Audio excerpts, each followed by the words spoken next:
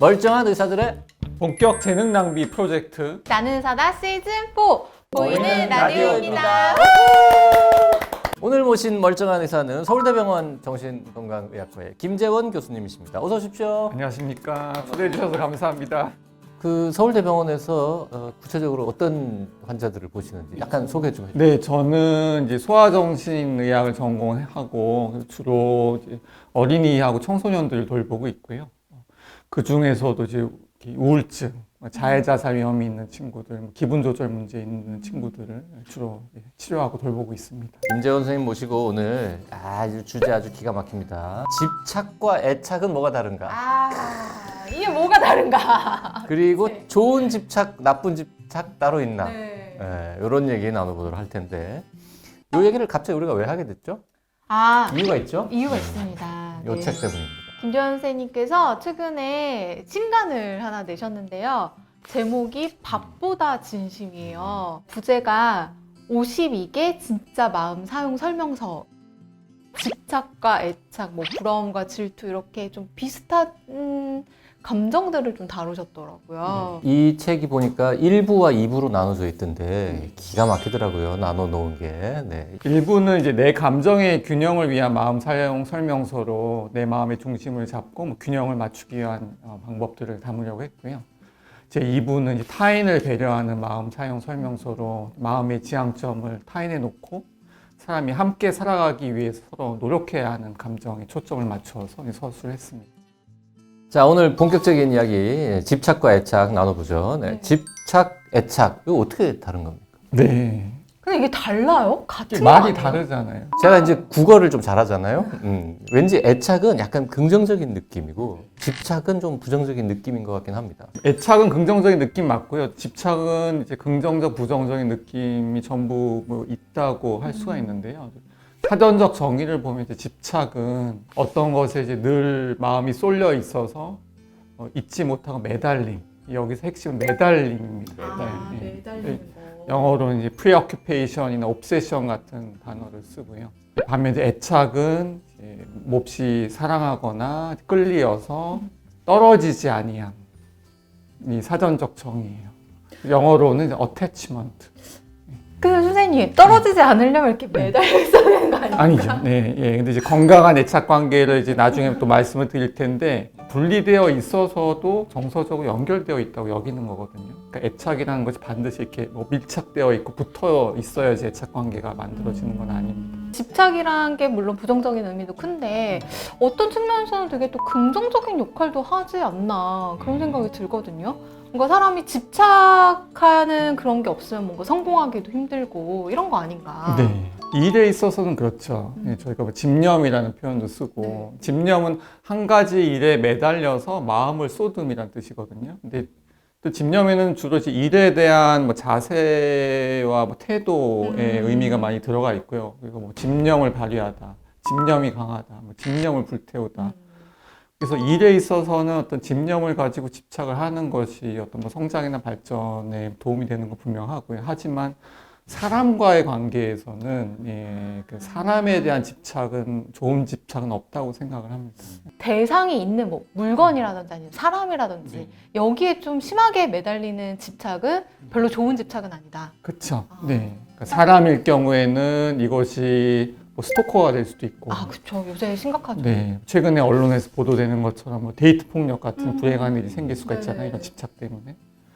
물건, 사물에 대한 집착은 이제 강박증이 될 수가 있고요. 저장 강박 같은 것이 대표적인 예가 될 수가 있죠. 사람은 무엇에 그렇게 집착하는 그 이유가 주로 뭐예요? 사람은 이제 혼자 살지 않으니까 이제 언제나 관심이나 주목의 대상이 있을 수밖에 없잖아요. 그러니까 그 대상이 사람일 수도 있고 사물일 수도 있고 항상 관심을 가질 수가 있기 때문에 그것이 집착으로 발전할 수가 있는 거죠. 그 집착이 너무 심하면 병입니까, 그것도?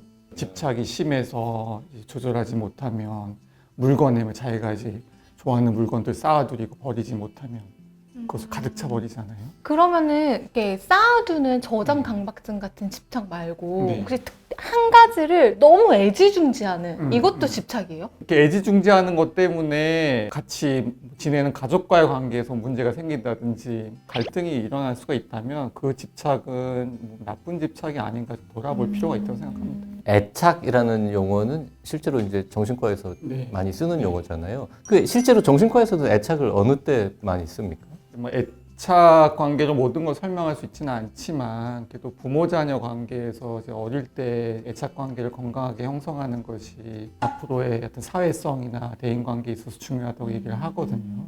애착 관계, 집착 관계 이게 집착인지 애착인지 가장 구별하기 힘든 게 연애할 때가 아닌가 싶어요. 네. 상대가 너무 나한테 집착을 안 하는 것 같으면 약간 또 섭섭하고 날 안 좋아하나 이렇게 생각하잖아요. 상대가 나한테 너무 집착하는 것 같은 그것도 매력이 싫고. 없어요. 네. 힘싸움이죠 결국에는. 네. 집착을 이제 서로 잘 조절을 해야 되는데. 집착의 힘 조절을 잘하면 연애도 잘할 수 있고. 그렇죠. 네. 애착 인형 이런 것도 있잖아요. 네. 그건 어떻게 봐야 됩니까? 근데 기본적으로 그 마음의 위안을 주는 애착 대상이 있다는 것은 자연스러운 현상이고요. 그래서 애착 대상이 아이들한테 많이 있는데 이것을 너무 그 아이로부터 이제 분리시키려고 애쓸 필요는 없습니다. 자연스러운 현상이기 때문에. 근데 이제 예를 들어서 봄이랑 헤어지기 싫다고 유치원을 안 간다거나. 유치원에서는 뭐 며칠은 가져오게 하다가 그 다음에 아이한테 좀 떨어뜨려 놓고 이렇게 서서히 분리시키는 방법을 쓰기도 하거든요. 애착 대상을 유연하게 잘 바꿀 수가 있어요. 그러니까 큰 곰인형에서 뭐 작은 곰인형으로 잘 대체가 가능해지거든요. 딱 특정한 대상이 아닌 거네요. 네. 유사한 것도 된다. 그게 한 번 정해졌다고 평생 가면 그건 너무 이상하잖아요. 아니 근데 바뀌겠죠. 제가 이것 때문에 찾아봤는데 대만의 어느 매체에 보도된 건데요. 35년간 애착 이불로 쓰던 이불을 여자친구한테 보여줬는데 이건 이불이 아니야. 넉마인데. 네. 근데 뭐 정말 문제가 없는 애착이라면 버릴 수 있어야 되고요. 예를 들어서 그냥 조금 잘라서 그 1000쪼가리 정도 보관을 할 수 있으면 기념으로 그래 뭐 그럴 수는 있겠다. 근데 그거를 계속 갖고 있는 거는 그쵸. 네, 그걸 온전한 형태로 계속 가지고 있는 걸 고집을 하고 그것 때문에 여자친구 관계가 틀어진다면 그거는 문제가 있는 집착이네요. 그러면 애착이 아니라. 애착이라고 봐야 되느냐 아니면 나쁜 집착이라고 봐야 되느냐 구별할 수 있는 뭐 팁 같은 게 있습니까?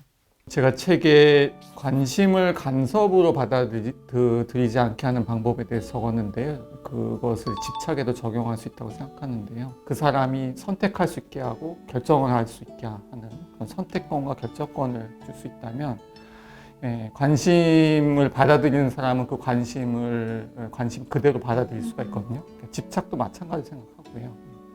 대부분의 간섭이나 집착은 선택지가 없는 종용인 경우가 많이 있거든요. 내가 원하는 이대로 해. 이렇게 해주면 좋겠어. 타인에 대한 존중과 배려가 있어야 돼요. 이게 집착하는 사람들의 특징 중에 하나는 자기 자신밖에 모르는 이기적인 사람인 경우가 많이 있어요.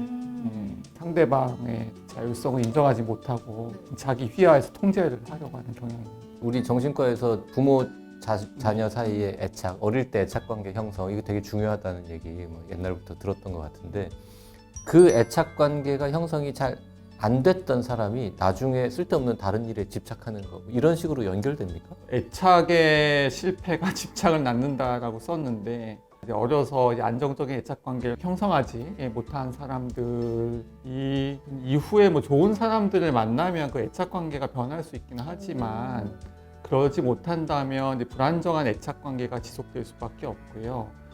그러면 말씀하신 것처럼 인간관계에서 그런 뭐 스토커나 뭐 집착하는 관계 같은 것을 맺을 수 있는 가능성이 높아지는 거죠. 이 불안정한 애착 관계가 형성됐다 하더라도 이렇게 성장하는 과정에서 이게 보완될 수 네, 있는 있습니다. 여지가 네, 있다. 네. 한 번 형성된 불안정한 애착 관계가 형성됐다고 우리가 평생 가는 건 아닌가 봐요. 네, 그 절대 아닙니다. 네, 그래서 인간관계에서 좋은 사람들을 많이 만나고 경험하는 것이 중요하고요. 집착과 애착을 다룬 그 글 제목이 좋은 인연을 만나고 싶다면이라고 되어 있습니다. 네.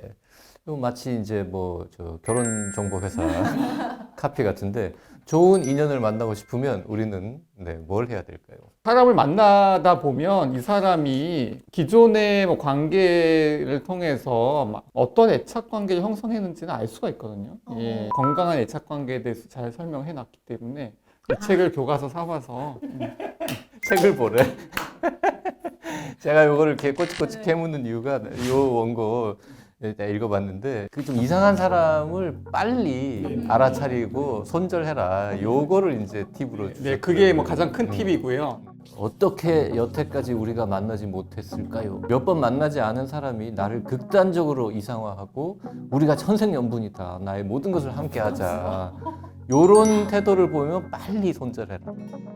이게 어느 정도 이제 관계를 이제 형성하는 데 있어서 시간이 필요하잖아요. 서로를 탐색하는 기간도 있고.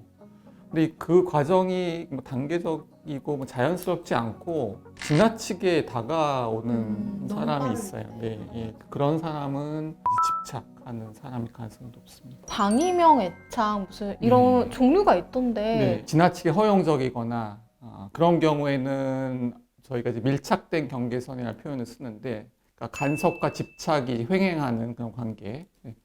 반면 이제 방임인 경우에는 전혀 의사소통이 없는 경우죠. 예, 부모나 아이가 완전히 남남인 경우. 네, 예. 그건 그냥 애착이 없는 거 아닙니까? 그쵸. 네, 그래도 불안정한 애착이라는 의미에서 그냥 뭐 애착이라는 말을 쓰기는 해요. 방임형으로 키워서 애착이 약간 좀 느슨하다 이런 느낌이군요. 뭐 느슨하다기보다 완전히 뭐 단절된 애착? 예, 그런 게 더 적절한 표현이고요. 엄마가 지나치게 허용적이다가 또 지나치게 간섭하다 이걸 반복하면 아이가 완전히 혼란된 애착 관계를 가질 수가 있습니다. 그거 되게 나쁜 네, 것 같아요. 예, 그거는 어떻게 보면 일관적으로 허용적이거나 일관적으로 방위하거나 이거보다 더 나쁜 거거든요. 예. 항상 균형이 중요합니다. 네, 오늘은 바쁘다 진심이라는 책을 최근에 출간하신 서울대병원 정신건강의학과의 김재원 교수님하고 좋은 집착, 나쁜 집착 얘기 나눠봤습니다. 고맙습니다. 감사합니다.